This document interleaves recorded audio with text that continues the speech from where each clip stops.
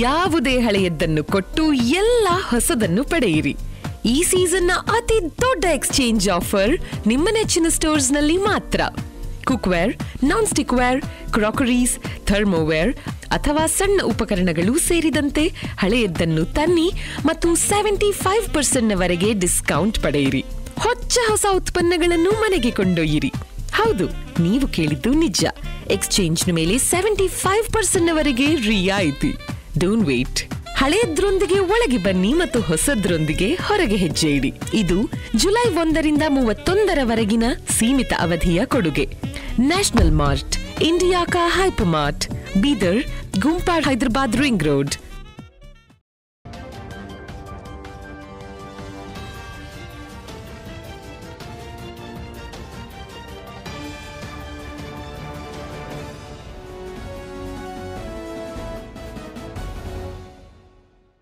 ಎಲ್ರಿಗೂ ನಮಸ್ಕಾರ. ನೀವು ನೋಡ್ತಾ ಇದ್ದೀರಾ ಸುದ್ದಿ ಸಮಯ ನ್ಯೂಸ್ ಚಾನಲ್. ಇದು ಲೋಕಲ್ ಎಕ್ಸ್ಪ್ರೆಸ್. ನಾನು ಮಹರ್ದೊಡ್ಡ ಅಕುಳಿಗಿ. ಮತ್ತೆ ಒಂದಿಷ್ಟು ಹೊಸ ಸುದ್ದಿಗಳನ್ನು ತೆಗೆದುಕೊಂಡು ನಾವು ನಿಮ್ಮ ಮುಂದೆ ಬರ್ತಾ ಇದ್ದೀವಿ. ಈ ದಿನದ ಪ್ರಮುಖ ಹೆಡ್ಲೈನ್ಸ್ಗಳನ್ನು ನೋಡ್ಕೊಂಡು ಬರೋಣ. ನನ್ನ ಮೇಲೆ ಮಾಡಿದ ಲೈಂಗಿಕ ಕಿರುಕುಳದ ಆರೋಪ ಸುಳ್ಳು. ಆರೋಪ ಮಾಡಿದವರಿಗೆ ಕಾನೂನಿನ ಪ್ರಕಾರ ಶಿಕ್ಷೆಯಾಗಬೇಕು. ಜಿಲ್ಲಾ ಉಸ್ತುವಾರಿ ಸಚಿವರು ನನಗೆ ನ್ಯಾಯ ಒದಗಿಸುವ ಭರವಸೆ ಇದೆ. ನ್ಯಾಯ ಸಿಗದೇ ಇದ್ದರೆ ಇಲ್ಲಿಂದಲೇ ನನ್ನ ಹೆಣ ಹೋಗುತ್ತೆ. ಪ್ರಕಾಶ್ ಮಾಳ್ಗೆ.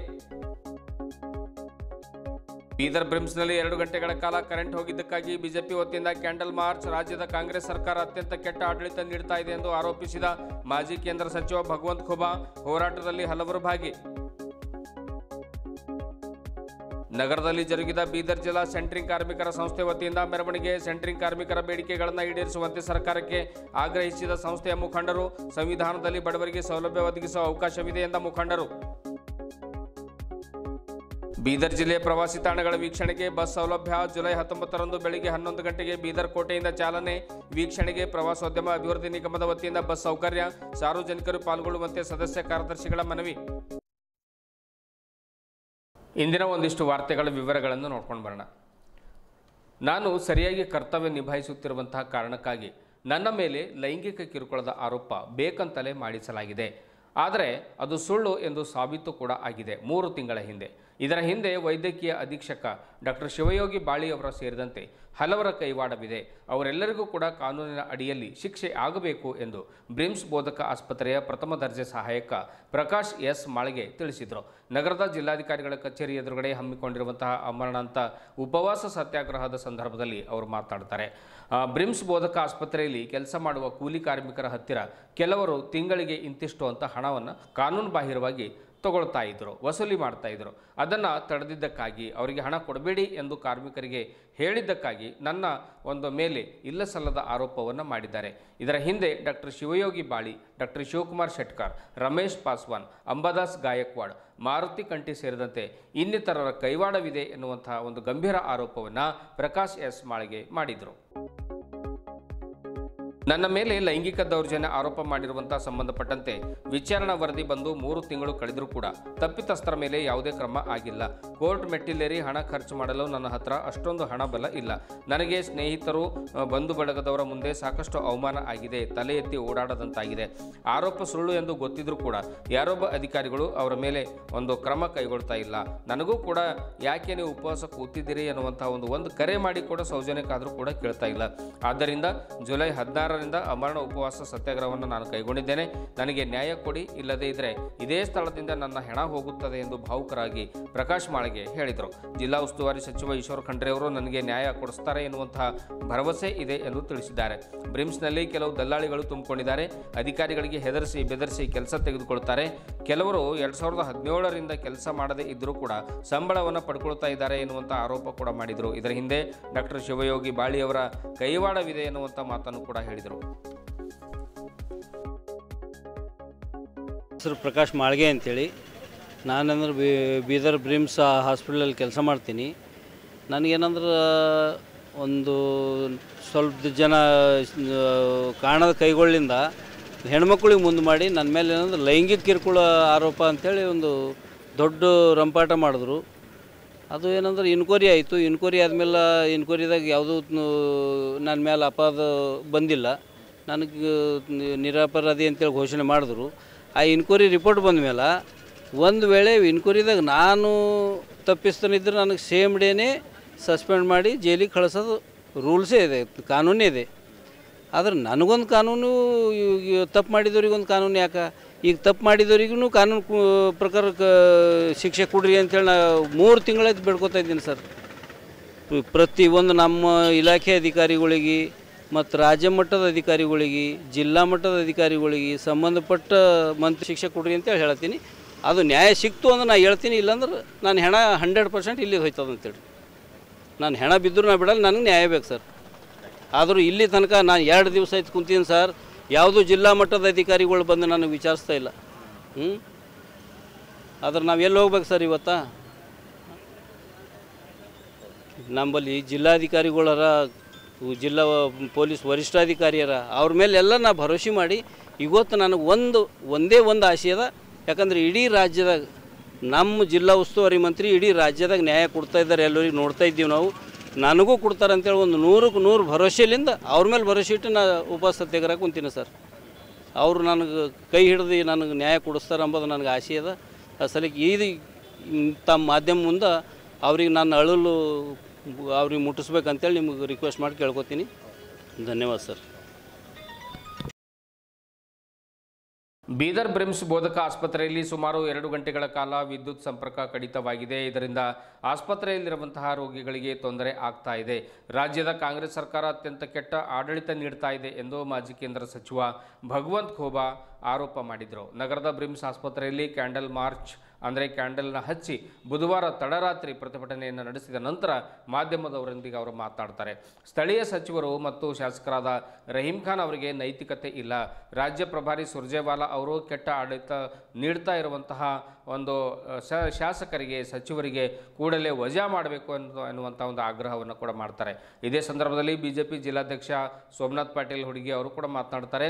ದೇವಾಲಯ ಆಗಿರಬೇಕಾಗಿರುವಂತಹ ಈ ಬ್ರಿಮ್ಸ್ ಆಸ್ಪತ್ರೆ ಇವತ್ತು ಯಮಲೋಕ ಆಗಿ ಪರಿವರ್ತನೆಯಾಗಿದೆ. ಇದಕ್ಕೆ ಕಾರಣ ಭ್ರಷ್ಟ ಸರ್ಕಾರ. ಜಿಲ್ಲಾ ಉಸ್ತುವಾರಿ ಸಚಿವರು ನೈತಿಕ ಹೊಣೆ ಹೊತ್ತು ರಾಜೀನಾಮೆಯನ್ನು ನೀಡಬೇಕು, ಇಲ್ಲ ಈ ಒಂದು ಆಸ್ಪತ್ರೆಯನ್ನು ಸುಧಾರಣೆ ಮಾಡಬೇಕು ಎನ್ನುವಂಥ ಆಗ್ರಹವನ್ನು ಮಾಡಿದ್ದಾರೆ. ಬನ್ನಿ ಅವರು ಏನು ಹೇಳಿದ್ದಾರೆ ಕೇಳಿಸ್ಕೊಳ್ಳೋಣ.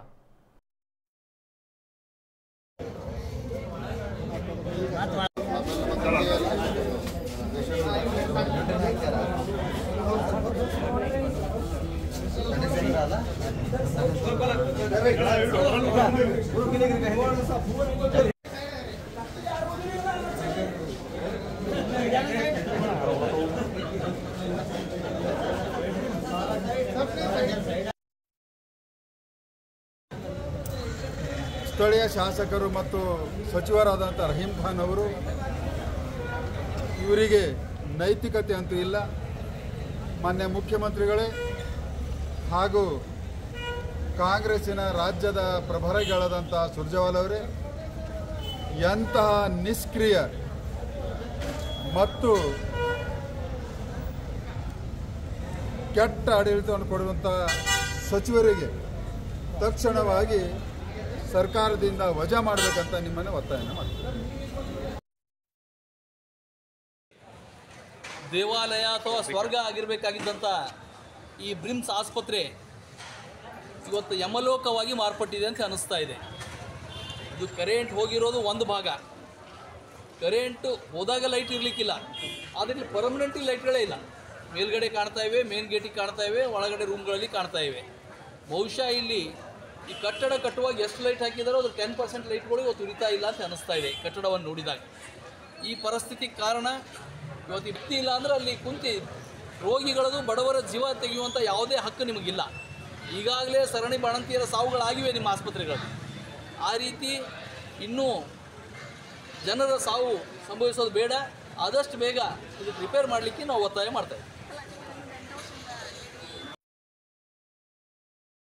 ಸಂವಿಧಾನ ಶಿಲ್ಪಿ ಡಾಕ್ಟರ್ ಬಾಬಾ ಸಾಹೇಬ್ ಅಂಬೇಡ್ಕರ್ ಅವರು ನೀಡಿರುವಂಥ ಸಂವಿಧಾನದಲ್ಲಿ ಬಡವರಿಗೆ, ದೀನ ದುರ್ಬಲರಿಗೆ, ತುಳಿತಕ್ಕೊಳಗಾದವರಿಗೆ, ಹಿಂದುಳಿದವರಿಗೆ ವಿವಿಧ ಸೌಲಭ್ಯಗಳನ್ನು ಮುಕ್ತವಾಗಿ ಒದಗಿಸಬೇಕು ಎನ್ನುವಂಥ ಒಂದು ಅವಕಾಶವಿದೆ. ಹೀಗಾಗಿ ಸೆಂಟ್ರಿಂಗ್ ಕೆಲಸ ಮಾಡುವವರು ಸುಮಾರು ದಶಕಗಳಿಂದ ಯಾವುದೇ ಬೇಡಿಕೆಗಳಿಲ್ಲದೆ ಕೆಲಸ ಮಾಡುತ್ತಾ ಬಂದಿದ್ದಾರೆ. ಅವರಿಗೆ ರಾಜ್ಯ ಸರ್ಕಾರ ವಿವಿಧ ಸೌಲಭ್ಯಗಳನ್ನು ಒದಗಿಸಬೇಕು. ನಮ್ಮ ಬೀದರ್ ಜಿಲ್ಲಾ ಸೆಂಟ್ರಿಂಗ್ ಕಾರ್ಮಿಕರ ಸಂಸ್ಥೆ 25ನೇ ವರ್ಷದ ಬೆಳ್ಳಿ ಮಹೋತ್ಸವ ಆಚರಣೆ ಮಾಡಿಕೊಳ್ತಾ ಇದೆ. ಈ ನಿಮಿತ್ತವಾಗಿ ಅವರಿಗೆ ಸೌಲಭ್ಯಗಳನ್ನು ಕೊಡಬೇಕು ಎನ್ನುವಂಥ ಮಾತನ್ನು ಒಂದು ಸಂಘದ ಜಿಲ್ಲಾಧ್ಯಕ್ಷರಾಗಿರುವಂತಹ ಸೈಯದ್ ಮನ್ಸೂರ್ ಖಾದ್ರಿ ಅವರು ಹೇಳ್ತಾರೆ. ಈ ಮಹೋತ್ಸವ ಆಚರಣೆ ಮಾಡಿಕೊಳ್ತಿದೆ. ಈ ನಿಮಿತ್ತವಾಗಿ ಸರ್ಕಾರ ನಮಗೆ ಸೌಲಭ್ಯಗಳನ್ನು ಒದಗಿಸಬೇಕೆಂದು ಸೆಂಟ್ರಿಂಗ್ ಕಾರ್ಮಿಕರ ಸಂಸ್ಥೆಯ ಜಿಲ್ಲಾಧ್ಯಕ್ಷರು ಆಗ್ರಹ ಮಾಡ್ತಾರೆ. ನಗರದ ಅಂಬೇಡ್ಕರ್ ವೃತ್ತದಲ್ಲಿ ನೆರೆದ ಕಾರ್ಮಿಕರು ಪಟಾಕಿ ಸಿಡಿಸಿ ಮೆರವಣಿಗೆ ಮೂಲಕ ಸಾಗಿದ್ರು. ಇದೇ ವೇಳೆ ನೂರಾರು ಜನ ಬೀದರ್ ಜಿಲ್ಲಾ ಸೆಂಟ್ರಿಂಗ್ ಕಾರ್ಮಿಕರ ಸಂಘದ ಪದಾಧಿಕಾರಿಗಳು ಮೆರವಣಿಗೆಯಲ್ಲಿ ಪಾಲ್ಗೊಂಡಿದ್ದರು.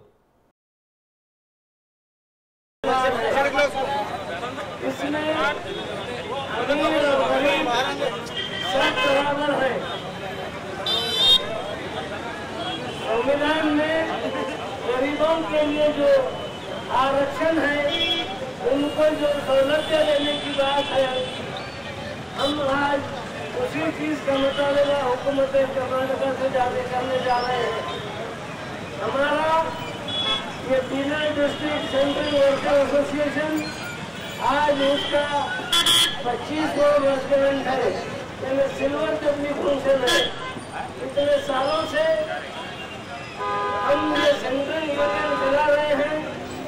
इससे पहले भी हमने सीएम को डीसी के मुखांतर से एक निबंधन दिया था कि हम गरीबों के लिए एक कॉलोनी का इंतजाम करें, क्योंकि आज के दौर में अपना घर बनाना निहायत ही एक मुश्किल काम है.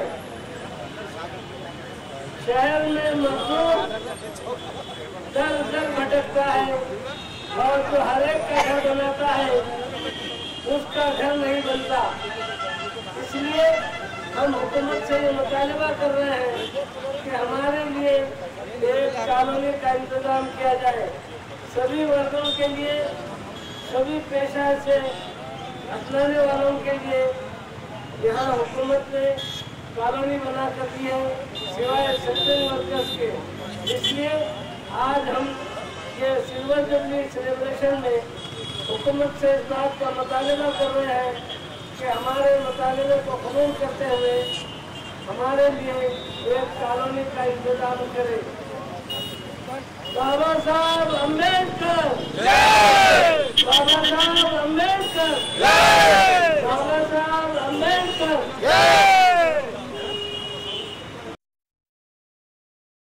ಬೀದರ್ ಜಿಲ್ಲೆಯ ಪ್ರವಾಸಿ ತಾಣಗಳನ್ನು ವೀಕ್ಷಣೆ ಮಾಡಲಿಕ್ಕೆ ಕರ್ನಾಟಕ ರಾಜ್ಯ ಪ್ರವಾಸೋದ್ಯಮ ಒಂದು ಅಭಿವೃದ್ಧಿ ನಿಗಮ ನಿಯಮಿತ ಬೆಂಗಳೂರು ವತಿಯಿಂದ ಬೀದರ್ ಜಿಲ್ಲೆಗೆ ಒಂದು ಬಸ್ಸನ್ನು ಕೊಟ್ಟಿದ್ದಾರೆ. ಆ ಬಸ್ಸನ್ನು ಒದಗಿಸಿರೋದ್ರಿಂದ ಜುಲೈ 19ರಂದು ಬೆಳಗ್ಗೆ 11 ಗಂಟೆಗೆ ಬೀದರ್ ಕೋಟೆಯಿಂದ ಬಸ್ ಚಾಲನೆ ಕಾರ್ಯಕ್ರಮವನ್ನು ಹಮ್ಮಿಕೊಳ್ಳಲಾಗಿದೆ ಎಂದು ಸಹಾಯಕ ನಿರ್ದೇಶಕರು ಹಾಗೂ ಸದಸ್ಯ ಕಾರ್ಯದರ್ಶಿಗಳು ಜಿಲ್ಲಾ ಪ್ರವಾಸೋದ್ಯಮ ಅಭಿವೃದ್ಧಿ ಸಮಿತಿ ಬೀದರ್ ಅವರು ಪ್ರಕಟಣೆಯಲ್ಲಿ ತಿಳಿಸಿದ್ದಾರೆ.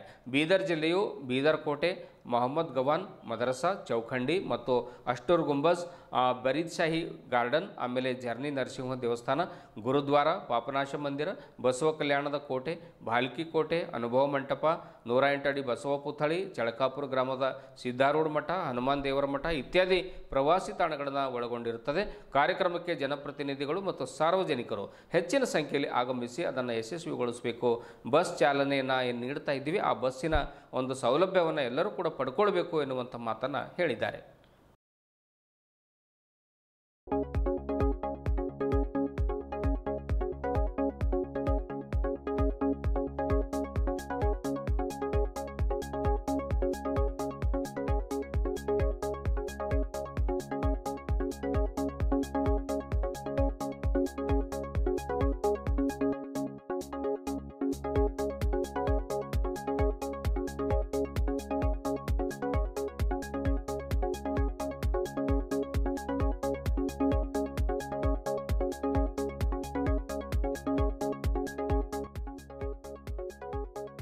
ಇದುವರೆಗೂ ಸುದ್ದಿ ಕೊಟ್ಟಿರುವ ನಾನು ಮಹರ್ದು ಡಾಕ್ಳಿಗೆ ಮತ್ತೆ ಮುಂದಿನ ವಾರ್ತೆಗಳೊಂದಿಗೆ ಭೇಟಿಯಾಗೋಣ. ವಂದನೆಗಳು.